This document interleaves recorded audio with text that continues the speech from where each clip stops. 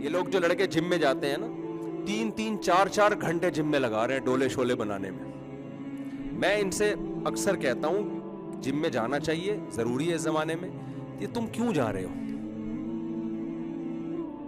تمہاری ایکسرسائز دیکھ کے ایسا لگتا ہے کہ خدا نے تمہیں ڈولے بنانے کے لیے پیدا کیا ہے, ٹھیک ہے نا, اور تمہارا دنیا میں کوئی کام نہیں ہے. میں نے کہا یہ کافر پہ سوٹ کرتی ہیں یہ چیزیں, مسلمان پہ یہ چیزیں سوٹ نہیں کرتی. مسلمان کا ہدف جان بنانا نہیں ہونا چاہیے. اگر آپ کا ہدف جان بنانا ہے نا تو میرے بھائی یہ ہدف ہی غلط چیز کو بنایا, کیونکہ بننے کے بعد پھر ریورس تو ہونا ہی ہونا ہے. تو ایسی چیز کو اپنا ہدف کیوں بنا رہے ہو جو آپ سے چھوٹ جائے گی؟ یار ایک محبوبہ کے بارے میں آپ کو پتا چلا گیا کہ میں اس کو حاصل کرتا ہوں, لیکن آپ کو پتا ہے جس دن حاصل کیا اگلے دن بھاگ جائے گی ہے, تو آپ کہو گے یار میں اس پہ ٹائم اپنا ویسٹ کیوں کروں. آپ نے ہدف بنا لیا مزے کو. 2 خرابیاں اس میں, لائف کو انجوائے کروں گا بس, مزے کی زندگی ہو, اس نظر یہ کافر کی سوچ ہے. ساری دنیا کے سائنسدان, ڈاکٹر, انجینئر, سب کا ہدف ایک ہی ہے کہ انڈیویجولی بھی, انفرادی طور پر بھی اور اجتماعی طور پر بھی انسانوں کی زندگیوں کو مزے کا بنایا جائے, بس یہ ہدف ہے اصل. اسلام اس ہدف کو ماننے کے لیے تیار نہیں. اسلام کہتا ہے یہ گدھے, گھوڑے اور کتے بلی کا بھی یہی ہدف ہے, تو تم میں اور جانوروں میں کوئی فرق رہے گا نہیں. تو پہلی خرابی اس نظریے میں کیا ہے کہ یہ ہدف کس کا ہے؟ جانوروں کا بھی یہ ہدف ہے. دوسری خرابی یہ ہے کہ یہ ایسی چیز کو آپ ہدف بنا رہے ہیں جو پائیدار نہیں ہے. جب ہم مارکیٹ سے کوئی چیز خریدتے ہیں کہتے ہیں بھائی پائیدار ہے یا نہیں ہے. چپل بھی خریدتے ہیں تو دیکھتے ہیں کہ بڑی خوبصورت چپل ہے, لیکن بھائی پائیدار ہے یا نہیں. وہ کہے نہیں یہ 2 دفعہ چلیں گے ٹوٹ جائے گی. آپ فوراً کہتے ہیں بھائی تو یہ چپل رکھ لے, ہمیں کوئی پائیدار چیز چاہیے, کم از کم 1 مہینہ تو نکالے نا. ہاں کراچی میں لوگ پائیدار چپلیں اس لیے نہیں لیتے کہ ان کو پتا ہے 2 دن میں مزے سے چوری ہو جائیں گی وہ, تو اس لیے یہاں مہنگی چیزیں لینے کا کوئی فائدہ ہے نہیں. اگر مہنگے جوتے آپ خرید لینا تو پھر جوتے ساتھ گھوم رہے ہوتے ہیں. تو میری تو اتنی چپلیں چوری ہوئی ہیں نا کہ اب مجھے چپلوں کا ہوش نہیں ہوتا. کوئی بھی چپل پہن لو, چوری ہونی ہے نا تو کوئی مسئلہ نہیں ہے, کون اٹھا کے گھومتا رہے گا. تو اب مسئلہ کیا ہے, جب ایک چیز پائیدار ہی نہیں ہے تو میرے بھائی اس کو ہدف بنانا دنیا کی سب سے بڑی حماقت اور بے وقوفی. انسان نے جس دن فیصلہ کر لیا نا, سائنسدانوں نے, ڈاکٹروں نے, کہ اب ہماری صحت اتنی اچھی ہو گئی ہے کہ اب ہم ہمیشہ دنیا میں رہیں گے, اب ہم مریں گے نہیں, پھر آپ مزے کو ہدف بناؤ کہ یار یہ مزے وہ چیز ہیں جو ہمیں, جوانی وہ چیز ہے جو مل گئی تو ختم نہیں ہوگی. ایک دفعہ ہم نے اسپیڈ بریکر بنا لیا نا, جیسے باڈی بلڈر بنا رہے ہوتے ہیں, پورے اسپیڈ بریکر ہوتے ہیں اتنے بڑے بڑے, تو ہم نے جب ڈولے شولے بنا لیے تو اب یہ کبھی بھی ختم نہیں ہوں گے. تو بھائی پھر تو ٹھیک ہے یار, ہمیشہ رہے گی یہ چیز. لیکن ایک چیز کے بارے میں سارے ڈاکٹروں کا اتفاق ہے, ڈاکٹروں سے ہی پوچھو تو وہ بتائیں گے بھائی ہم جو آپ کو صحت کے ٹوٹکے بتا رہے ہیں نا, اینٹی ایجنگ چیزیں آ گئی ہیں آج کل, یہ کھاؤ تو آپ ہوں گے 70 سال کے, لگیں گے آپ 50 سال کے. یہ بہت کچھ ہو رہا ہے یوٹیوب پہ, آپ ہوں گے 70 کے, لگیں گے کس کے؟ 50 کے. اچھا ڈاکٹر صاحب جب میں 70 کا ہوں گا تو میں 50 کا لگوں گا, تو پھر میں جب 70 کا ہوں گا تو پھر کتنے کا لگوں گا؟ یعنی جب 90 کا ہوں گا تو کہیں گے جب 90 کا ہوں گے تو 70 کے لگیں گے. زبردست ہو گیا یار, جب میں ہوا 90 کا, لگ کتنے کا رہا ہوں؟ 70 کا. اچھا جب میں 90 کا, جب میں 110 سال کا ہوں گا تو کتنے کا لگوں گا؟ کہیں گے اتنے ہوں گے ہی نہیں آپ اتنے. رپورٹ یہ ہے کہ 90 سے آگے بہت کم چانس ہے, رپورٹ یہی ہے. اچھا ڈاکٹر صاحب اس کا مطلب یہ ہوا کہ میں اتنی صحت کا خیال کروں تو 90 پھر بھی میں کراس نہیں کر سکتا. ڈاکٹر صاحب کہیں گے نہیں کر سکتے. تو ڈاکٹر صاحب اس کا مطلب یہ ہوا کہ آپ کی میڈیکل سائنس کی جتنی بھی رپورٹیں ہیں, جتنے بھی صحت بنانے کے نسخے, زیادہ زیادہ 10, 15, 20 سال تک فائدہ پہنچائیں گے, اس کے بعد ان نسخوں سمیت میں قبر میں ہمیشہ کے لیے دفن ہو جاؤں گا. یہی رزلٹ نکلا نا. تو یار یہ ایسا ہدف ہے جس میں بہت بڑا ایک فالٹ ہے, اور اللہ پہ بہت بڑا معاذ اللہ یہ الزام ہے کہ اللہ تو نے ہمیں اگر یہ ہدف دینا تھا کہ گدھے کا مقصد بھی مزے اڑانا ہے بھائی, اور انسان کا مقصد بھی مزے اڑانا, تو اتنا بہترین دماغ ہمیں دینے کی ضرورت کیا تھی پھر؟ کیا خیال ہے بھائی؟ وہی بات ہو گئی نا کہ ایک مینیجر, آپ نے کیا کہا کہ اپنے کمپنی نے نا سی اے کروایا اپنے کسی ملازم کو, چارٹرڈ اکاؤنٹنٹ بنا دیا, اور اس کے بعد اس کو پوچھا لگانے پہ لگا دیا. تو وہ کیا کہے گا کہ سر آپ نے مجھے سی اے کروایا کیوں جب مجھ سے پوچھا ہی لگوانا تھا. یہ اعتراض بنے گا کہ نہیں بنے گا؟ تو ہم بھی اللہ سے پوچھیں گے کہ اللہ جب تو نے ہمارا ہدف یہ بنایا تھا کہ ہم نے لائف کو انجوائے کرنا ہے تو اس کے لیے اتنی ذہین کھوپڑی کی ہمیں ضرورت تھی نہیں. ایسا ہی دماغ مل جاتا ہے تو گدھے گھوڑوں کتوں کو ملتا ہے.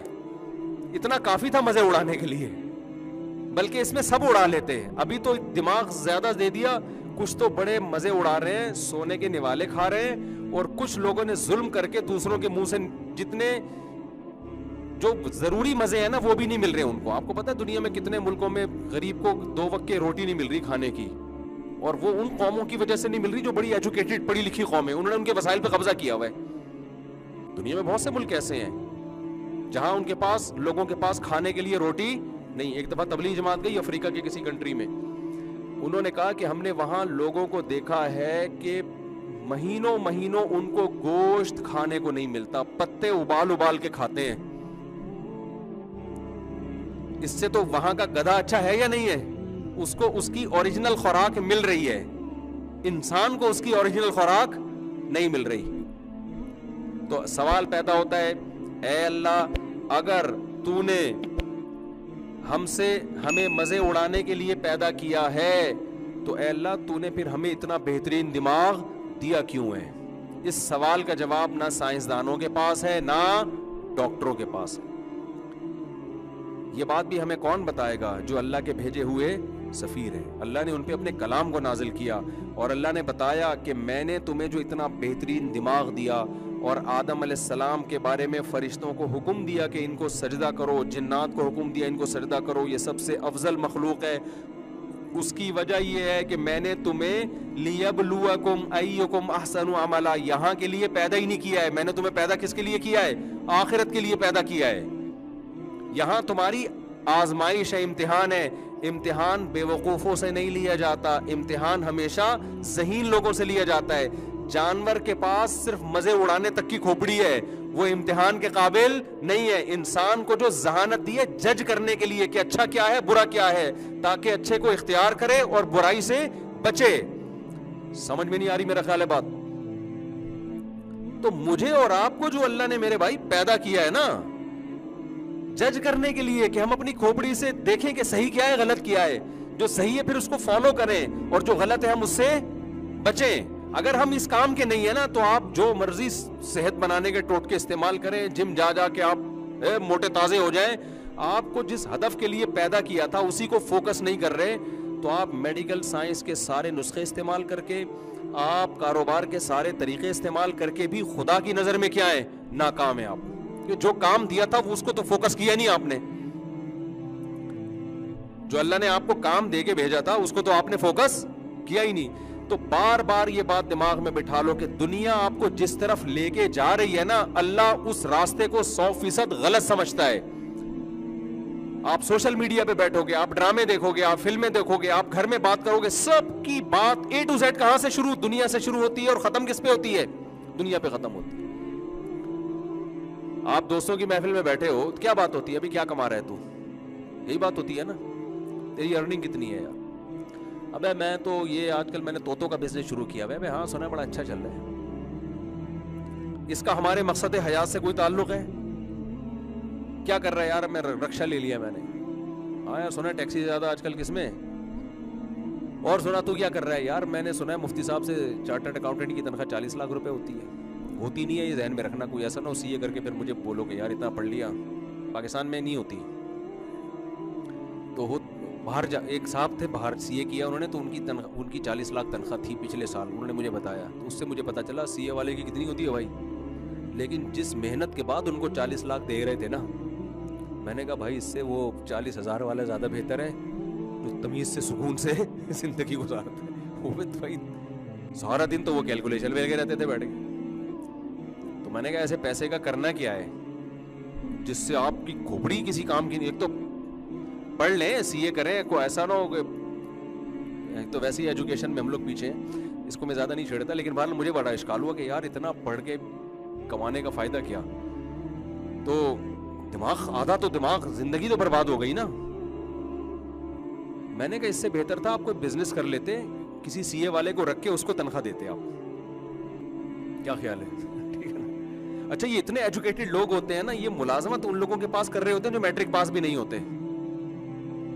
میں نے بہت دفعہ دیکھا ہے میٹرک پاس بھی نہیں ہوتے اور انہوں نے شروع سے ہی نا کچھ بزنس کر کر کے دائیں بائیں ٹوپیاں کرا کے نا, ادھر سے اس کو ٹوپی کرا دی, ادھر کوئی چیز خرید کے اس کو پہنا دی. یہ کام جو کرتا ہے نا اس کا بزنس صحیح چلتا ہے نا. باتوں میں ذرا تیز ہو, باتوں میں تیز ہی لوگ چلتے ہیں نا, مارکیٹنگ کرنی آتی ہے ان کو. ادھر سے کچھ خریدا اس کو پہنا دیا, ادھر سے خرید کے اس کو پہنا دیا. سر یہ آپ کے لیے اتنا سستا دے رہا ہوں, ورنہ میں اتنا سستا میں نے آج تک کسی کو دیا ہے نہیں. اور ایسی چیز ہے نا بہترین, تو وہ پہنا کے وہ لاکھوں پتی بن جاتا ہے, میٹرک پاس ہوتا ہے, پھر وہ سی اے والوں کو تلاش کر رہا ہوتا ہے. یار کمپنی بنا لی ہوتی ہے, سب فطرت اس کو سکھا دیتی ہے چیزیں. تو خیر میں نے ان سے کہا آپ مٹھائی کی دکان کھولتے, پاکستان میں مٹھائی بہت چلتی ہے, ہر موقع پہ لوگ مٹھائی کے ڈبے لے کے جا رہے ہیں, مٹھائی کے ڈبے لے کے آ رہے ہیں. کھائیں نہ کھائیں, ڈاکٹر منع کر رہے ہیں مٹھائیاں کھانے سے, لیکن شادی بیاہ میں مٹھائیاں ہی چلتی ہیں. تو وہ مٹھائی کا کاروبار کرتے اور بڑی تمیز سے نا آپ خاندانی قسم کی مٹھائیاں بناتے, پھر آپ سی اے کیے ہوئے آدمی کو تلاش کر رہے ہوتے. لیکن اب یہ کوئی اس کو کلپ بنا کے نہ چلا دیں, یہ ہوائی باتیں. کوئی ایسا نہ ہو کہ اس کو آپ کوئی قرآن و سنت کی روشنی میں اصول اور ضابطہ بنا کے